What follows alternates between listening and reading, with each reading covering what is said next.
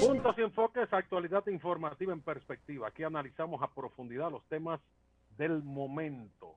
Y ha preguntado Emanuel Castillo con mucha propiedad que si se puede mantener el estado de emergencia, no, sino la situación de vigencia del toque de queda sin una declaración previa, sin el permiso del Congreso para el estado de excepción. La respuesta es negativa. Y vamos a explicar la parte técnica. El toque de queda técnicamente es una restricción a la libertad de tránsito, ese derecho fundamental que está consagrado en el artículo 46 de la Constitución. Entonces, no puede tener ningún límite. Sin embargo, hay una excepción que la propia Constitución la establece en los artículos 262 al 266, que hablan de los estados de excepción en tres modalidades: estado de defensa, estado de conmoción interior o estado de emergencia. Estamos en el estado de emergencia todavía. Ese estado, para declarar cualquier estado de excepción, se requiere que el Congreso lo apruebe. Entonces, con ese permiso del Congreso, el Poder Ejecutivo puede restringir algunas libertades fundamentales, derechos que están consagrados en la Constitución y que están específicamente señalados en la Constitución, en esos artículos, del 262 al 266. Y ahí tenemos entonces la restricción de la libertad de tránsito. Y también se aplica ahora la restricción a la libertad de reunión para evitar los conglomerados. Y por igual que no hay formalidades para la prisión, para el plazo de 48 horas y algunas reglas más del debido proceso. O sea que una persona puede ser arrestada ahora y no necesariamente tiene que ser llevada ante un juez. No importa. Eso está vigente. Y los tribunales no están operando o comienzan a operar ahora, que es otro tema. Pero pienso que ahí está la explicación que la gente vive preguntando sobre eso. Ahora bien, hay otras disposiciones de carácter administrativo que puede aplicarle el Ejecutivo o sus ministerios sin necesidad de una aprobación o permiso del Congreso Nacional. Por ejemplo, existe la ley sanitaria, la ley que crea el Ministerio de Salud Pública, que le establece atribuciones a ese organismo en cuanto a establecimientos que estén violando la sanidad pública. Pero también el Ministerio de Interior y Policía tiene dentro de su estructura organismos que están destinados a regular el expendio de bebidas alcohólicas y la operación de negocios nocturnos. Y hay unos horarios vigentes todavía. Los supermercados tienen que cerrar sus góndolas de bebidas a determinada hora porque hay una prohibición que es de carácter administrativo. De manera que se pueden mantener algunas restricciones, pero no el toque de queda. Ese es el toque de queda está supeditado a que el Congreso autorice el estado de excepción en modalidad estado de emergencia y que el Ejecutivo entonces pueda, por decreto, aplicar el toque de queda. Esa es la explicación constitucional técnica. Perfecto. ¿Entendiste, Castillo? ¿Está Muy bien, muy didáctica tu clase. La Ahora, clasecita de Derecho Sí. Constitucional que le encantan a Emanuel, ¿no? Bueno, ahora el tema es la conformación de fuerzas en el Congreso. Ahí, eso era lo que quedamos Radamés con eso. Sí. Porque el Congreso puede, la oposición, jugar a abortar o a boicotear las sesiones y que no se reúne el Congreso antes del lunes, la Cámara de Diputados. y que nos No quedemos en pueda, consecuencia en que no, estado de emergencia. no se puede. Que Suspensión. se caiga, que se caiga Sí, sencillamente sí, el proyecto. se cae, y no hubo discusión, ni siquiera se tuvo que discutir. Claro. Sencillamente no se pudo conocer, porque no Pero se reunieron el mínimo de 96 diputados para que estuviese válida la reunión. Y fíjense que hay que hablar no solamente de la conformación partidista, que es la clave quizás ahora, sino que el Congreso tiene una conformación, los 190 diputados, ¿cómo se distribuye? Hay 7 diputados que representan a la comunidad dominicana en el exterior. Sí. Están aquí, eso, lo mandarán a buscar. Es probable que muchos no estén aquí con las restricciones que hay actualmente. Y y están también los diputados nacionales por acumulación de votos, aunque esos residen aquí. Pero de los 190 tú tienes que pensar en 7, que te baja la matrícula a 183. Pero tú necesitas 96 para tú tener válida la reunión. O sea que Es ahora decir, Carlos, ¿cómo están 97, partidariamente divididos? Carlos, 97 no asistieron a la sesión de hoy, que son 190. 93 más 97 son 190. Es decir, 97 asistieron 93, 97 dejaron de asistir. De manera que yo pienso que la estrategia de que eso se caiga es la mejor estrategia, sencillamente que no haya el quórum, ¿verdad?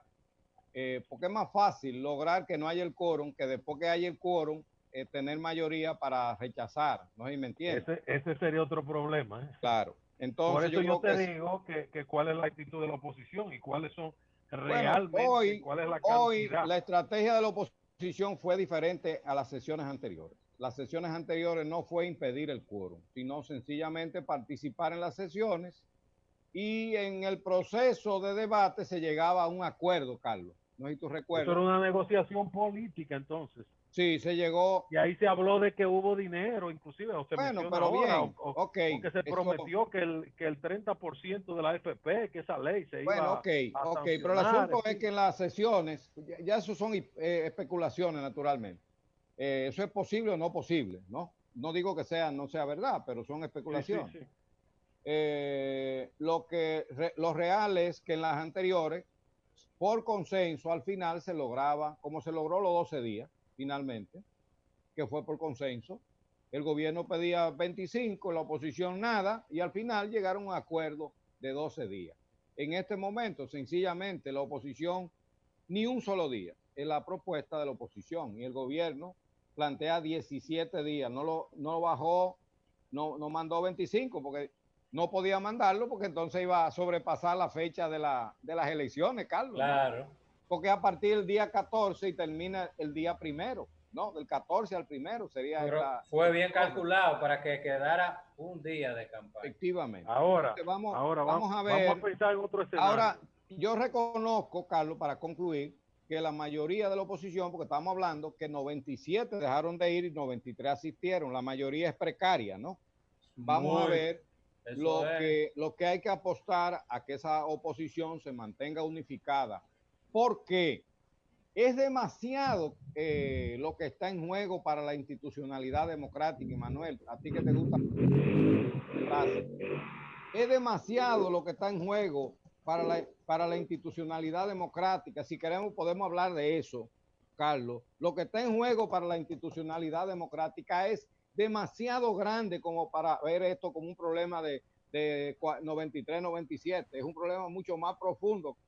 Carlos Manuel Estrella, creo que tú lo entiendes. Pero oye, Radamés, pero espérate, vamos a partir de la matemática. Puede haber un tranque, pero vamos a partir del número 93, que fueron los que asistieron hoy. Sí. El interés del gobierno es que se haga la sesión y que se lo aprueben. Eso es el interés del gobierno. Por supuesto. Entonces, solo necesita 3 diputados. Solamente tiene que convencer a 3. Solamente tiene que convencer. Y en un momento en que hay un grupo de legisladores que saben que van a salir del Congreso, porque no todos los legisladores de la oposición. No le estimulen mucho, no le estimule mucho, Alejandro. No le estimule pero que no le demos idea. Óyeme, esa gente se sabe en ese libro, mira, ese es el mecanismo. No le estimule mucho. Pero en eso deben estar en eso. Es que lo vamos a vigilar, hay que vigilar a cada uno. Claro. Aparezca un sinvergüenza ahí haciendo cualquier bellaquería a última hora. Yo creo que hay que tomar. No, los partidos, las direcciones de los partidos deben expulsarlo de inmediato y de manera humillante. Debe expulsarlo de manera humillante. Y debe los dirigentes deben llamar a que no vote por ese personaje. Pero que si no es candidato y lo votan. Si es candidato, que no vote, y si es candidato, si no lo es, votarlo humillantemente de los partidos, ¿no? 10 millones. Carlos Manuel Estrella, 10 millones, 30 millones, hay 3 diputados. No, pero se habla de dólares. Pero aquí yo creo que en este país hay mucha gente que está dispuesta a sobrepasar, y más cuando hay una figura. Esos candidatos saben que la oposición, Luis Abinader, posiblemente sea el próximo presidente. Entonces, ellos saben que pueden tener una participación en un próximo gobierno de Luis Abinader. Entonces, ¿para qué hipotecar su futuro y su dignidad, echarla en un zafacón ahora, cuando pueden participar en un próximo gobierno de la oposición? Castillito, ¿qué tú opinas de todo eso? Porque yo veo que tú estás como precario. Todo el juego esto está en un hilito para mí. Sí, para mí yo lo veo en un hilito. Esta victoria que se está atribuyendo a la oposición puede ser una victoria pírrica en este momento. Bueno, fue hoy, Carlos, una primera victoria. Vamos a ver lo que pasa el viernes. La clave es lo que ha dicho Radamés. El viernes va a empezar a hablar la calle. Yo creo que ese es un elemento muy importante. La calle puede ser... Sí. La calle puede jugar su papel muy importante. Sí. La presión ciudadana, sí. La clave es lo que dice Radamés, presión ciudadana que provoque que se mantenga el escenario de hoy, se repite el viernes, porque debe haber en estos momentos unos cabildeos intensos para para provocar ese rompimiento de la oposición, que dio una demostración de unidad como en años no habíamos tenido. Teníamos quizá 8 años, 10 años que en el Congreso no se daba un nivel de unidad de la oposición como el de hoy. Claro. Entonces debe estar ahora debe estar una situación de compra-venta por ahí. Emanuel quería decir algo. Emanuel es que le va a poner, Emanuel es que va a terminar esto, a concretar esto. A ver, ¿qué usted ve? Desde la óptica de la conceptualización, que normalmente uno se coloca en el plano muy general. La República Dominicana, como muchos países del mundo, con la globalización, han ido desarrollando procesos favorables a la dominación fáctica en contra de la dominación democrática. Y hemos insistido muchísimo en eso. La legitimidad democrática cada vez es más débil.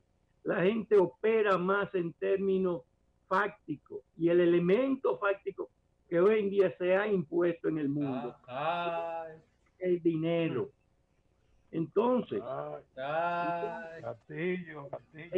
en este momento, el propio gobierno ha reconocido que dispone de cientos de miles de millones o cientos de millones de pesos para apoyar su candidatura. La oposición no tiene esos recursos para competir en ese término fáctico, en ese plano fáctico. Entonces, si la oposición tiene recursos políticos, ideológicos, artísticos, culturales, como para movilizar a la población en términos democráticos, como lo está planteando Radamés con el irse a la calle. En eso es que tiene que estar trabajando la oposición, en basar su estrategia en los elementos democráticos que creen una fuerza tal que sea invencible frente al gran poder fáctico, porque yo siempre lo he dicho, señores, esto que se ha creado en el país, esto que se ha establecido, no es una dominación de un partido, corporación o un partido Estado, es una nueva clase dominante que se ha creado. Usted se imagina derrocar a una clase dominante. Usted puede derrocar un gobierno o un gobernante. Política y económica. Política y económica. Claro. Además, política y es una corporación político-empresarial. Es una corporación estamos enfrentados más que un partido, una corporación político-empresarial. Pero más que corporación, que es una palabra, una clase social dominante, que es la categoría fundamental de la cual surgen los partidos y la demás categorías políticas, incluyendo. Pero eso viene del furufismo que tú planteabas siempre. Esa es la transformación del furufismo. Esa es la teoría general del Estado. Bueno. El furufismo en nuestro caso. No son furufos eso ya. No. Lo que pasa es que esos furufos emergieron al Estado, accesaron al Estado a través de un pacto histórico. Y se convirtieron. Aprovecharon su estadía en el Estado para controlar las instancias políticas del Estado, pero también para apropiación de los recursos públicos, con lo cual echaron las bases económicas de su autonomía y de su conversión en clase política dominante y también económicamente dominante. O sea, que son los convertidos, los convertidos que andaban con... Es contra eso que está peleando. El proceso democrático es contra eso. Pero una cátedra, sociología. No, pero es una cátedra. Queríamos que él desplegara toda su capacidad sociológica. Usted quedó calladito escuchando a nosotros. Yo voy a inscribir la próxima materia de sociología con el señor Castillo. Este es mi profesor de sociología. Carlos, yo no sé si vamos a hacer una pausa ahora, Carlos. Sí, ya. Y después lo que dijo Manuel, no se puede decir nada. No se puede dañar. No más palabras, magistrado. No, es sobre otros temas, pero podemos tratar en la próxima pausa, no hay problema. Sobre la participación de la policía repartiendo regalos del Penco. Te mandé una imagen, quiero que la vea. Déjalo ahí. Vamos a la pausa después de la cátedra que nos ha ofrecido el señor Castillo, que dijeron que yo comencé con unas explicaciones simples de derecho constitucional, pero él terminó con una cátedra de sociología política dominicana contemporánea. Para que lo sepa. Puntos y enfoques, actualidad informativa en perspectiva. Aquí ejercemos periodismo con responsabilidad.